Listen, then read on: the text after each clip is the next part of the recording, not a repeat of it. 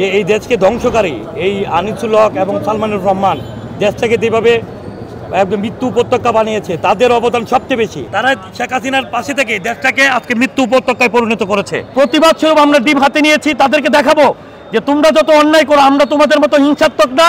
আমরা বাঙালি এবং বাংলাদেশের মানুষ একে অপরকে ভালোবাসি। এই আওয়ামী হায়ানার মতো আমরা দেশকে মৃত্যু উপত্যকায় পরিণত করতে চাই না।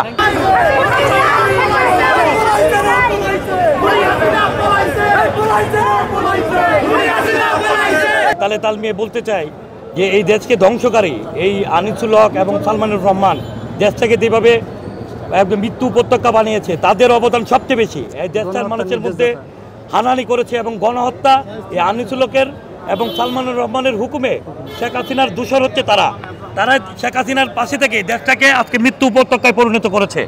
এটার প্রতিবাদ স্বরূপ এই 18 কোটি মানুষের প্রতিনিধি হিসাবে 18 কোটি মানুষের পাশে থেকে আমরা তাদেরকে এই চোরদেরকে ধিক্কার জানাই এবং শেয়ার বাজার লুটপাটকারী শত শত হাজার হাজার ফ্যামিলিকে পথে বসিয়েছে, ফ্যামিলিগুলোকে ধ্বংস করেছে এবং দেশটার বিরুদ্ধে আজও পর্যন্ত তারা তাদের যে নেত্রী খুনি হাসিনা এখনো বিদেশে বসে চক্রান্ত করছে, পলাতক।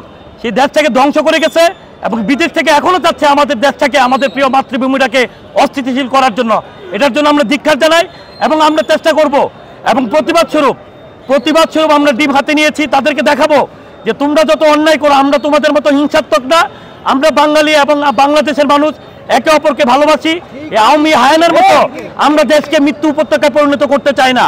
আমরা চাই আমাদের রাষ্ট্র সোনার বাংলা হিসেবে গড়বে এবং বিশ্বের বুকে মাথা উঁচু করে দাঁড়াবে।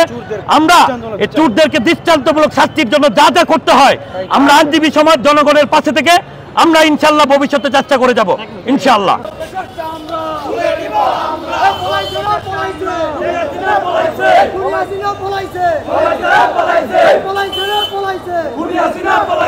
স্বাধীনতার ঘোষক জিয়া